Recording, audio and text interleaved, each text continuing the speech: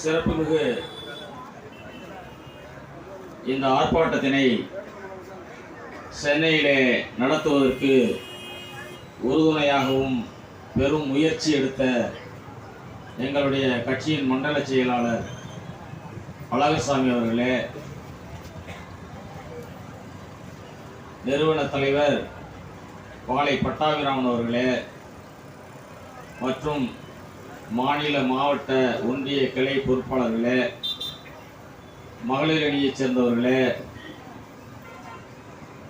நேற்றைக்கு அழைப்பு கொடுத்து இன்றைக்கு இந்த கூட்டத்திற்கு சிறப்பாக வருகை தந்து சிறப்புரையும் ஆற்றி அமர்ந்திருக்கின்ற சென்னையில் இருக்கின்ற பல்வேறு தேவேந்திர குல சங்கங்களுடைய பொறுப்பாளர்களுக்கு வளரும் தமிழகம் கட்சியின் சார்பில் என்னுடைய முதற்கண் வணக்கத்தினை உரித்தாக்குகிறேன். நான் இங்கு சிறப்புரை ஆற்றவில்லை. காரணம், ஒரு தகப்பன் தான் சேர்த்து வைத்திருக்கின்ற பொருளை எப்படி தன் குழந்தைகளுக்கு கொடுப்பானோ அதை போல எனக்கான நேரத்தை நேற்று அழைப்பு கொடுத்து இன்று வந்து சிறப்புரையாற்றிய என் இனமான தேவேந்திர குல சங்க பொறுப்பாளர்களுக்கு என்னுடைய நேரத்தை அவர்களுக்கு கொடுத்து விட்ட காரணத்தினால் நான் சிறப்புரையிலிருந்து விடுபடுகிறேன். பெரியவர்களே, தாய்மார்களே, நாம் இழந்ததை மீட்க வேண்டும்.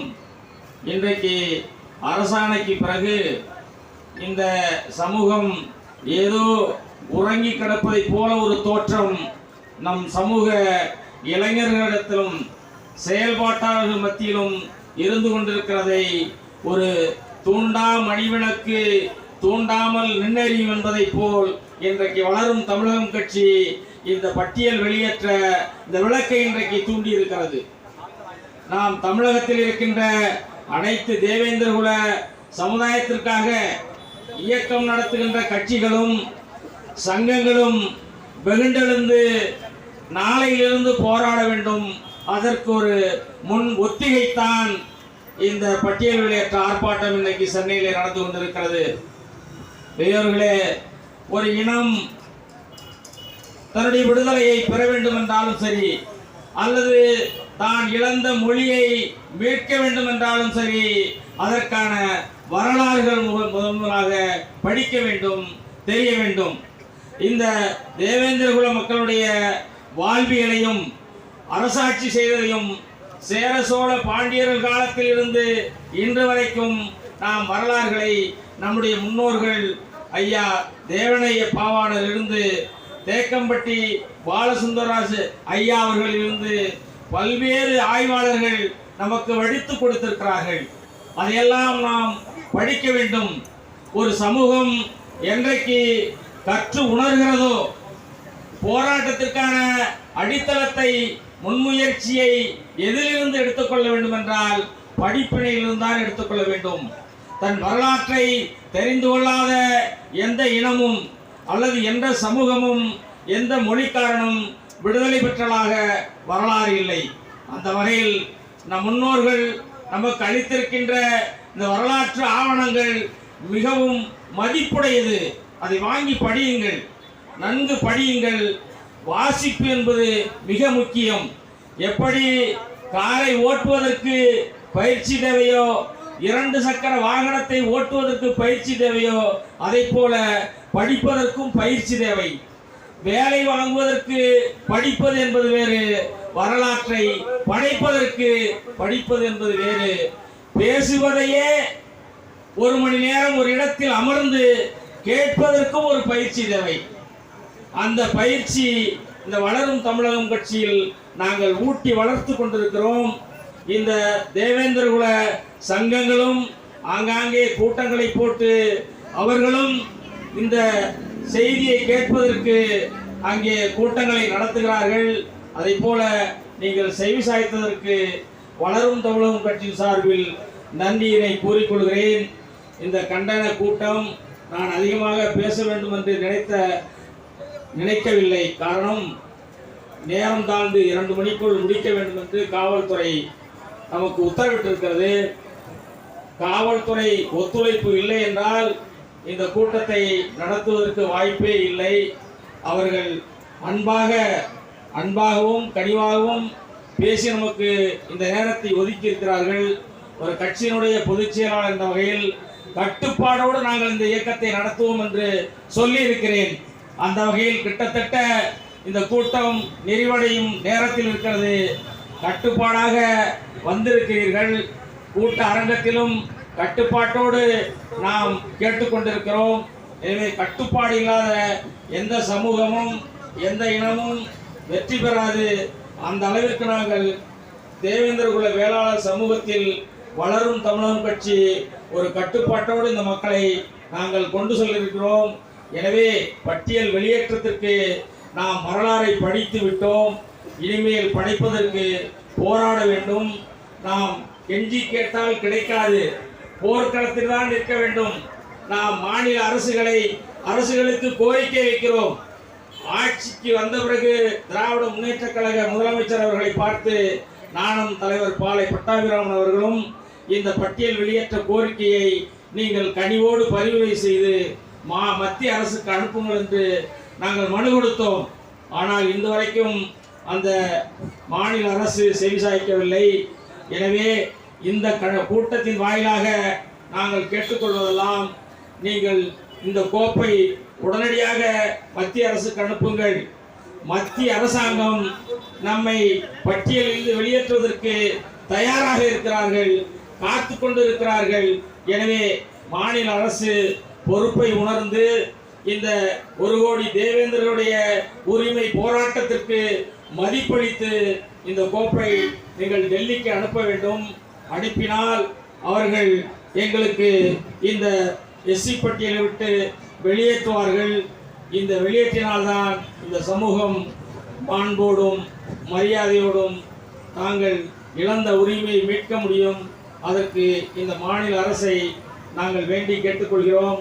அடுத்தபடியாக நாம் கேட்போம். கொடுக்கவில்லை என்றால் அடுத்த கட்ட போராட்டத்திற்கு நாம் தயாராகுவோம்.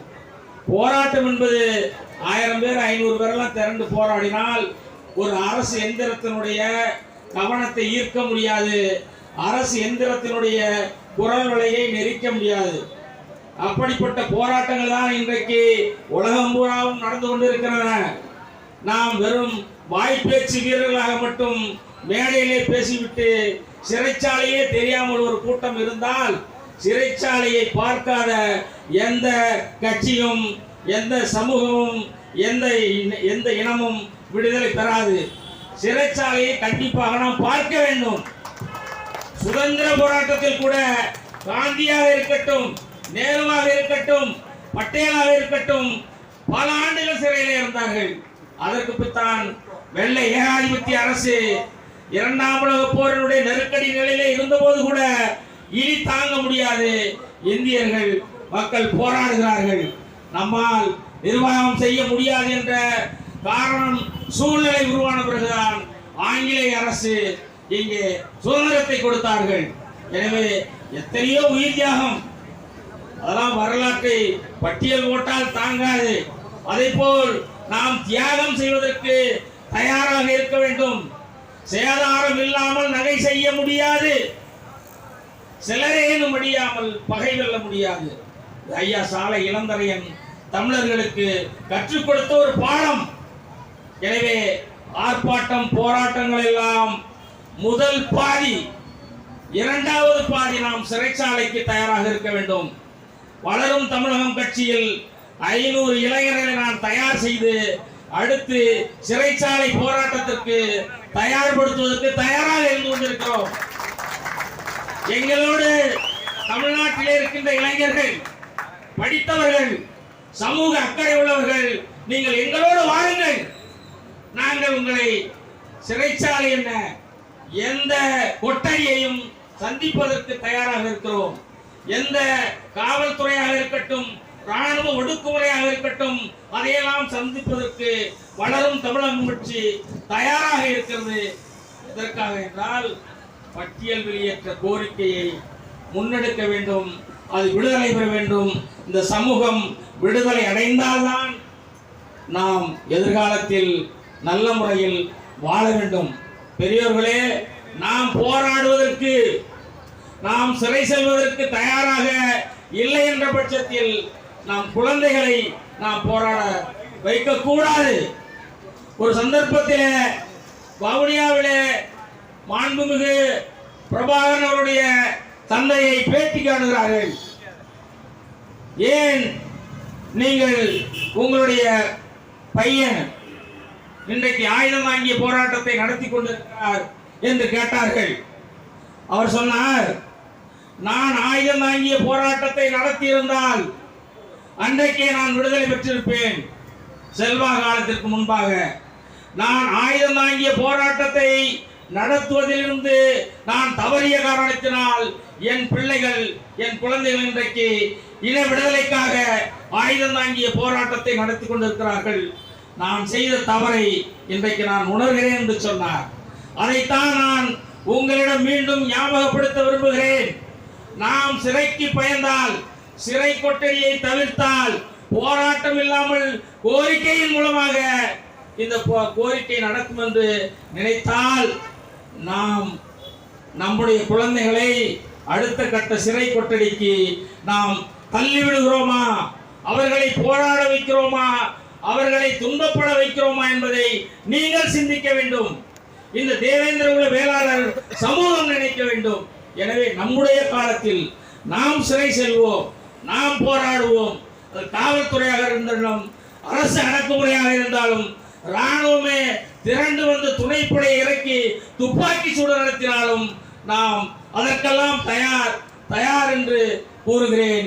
அப்படிப்பட்ட போராட்டங்கள் நடத்திய விளைவுதான் இன்றைக்கு பல்வேறு சாதிகள் இந்த மண்ணிலேயே விடுதலை பெற்றிருக்கின்றன. இந்த ஆளுங்கட்சி அவர்களுடைய வீட்டு வாசலிலே போய் இடஒதுக்கீடு தருகிறேன் என்று சொல்கின்ற காட்சியும் இந்த மண்ணிலே தான் நடந்திருக்கிறது. நாம் பத்திரிகையிலே பார்த்திருக்கிறோம். எனவே போராடாத எந்த இனமும் வெற்றி பெற்றதாக வரலாறு இல்லை. நாம் பட்டியல் வெளியேற்றத்திற்கு போராடுவோம். நாம் சாக்கடை கொசுக்கள் அல்ல, சரித்திர சக்கரங்கள் தாக்குண்டால் புழுக்கள் கூட தரைவிட்டு துள்ளும் சாக்கடை கொசுக்களா நாம் சரித்திர சக்கரங்கள் என்று கூறி விடைபெறுகிறேன். நன்றி, வணக்கம்.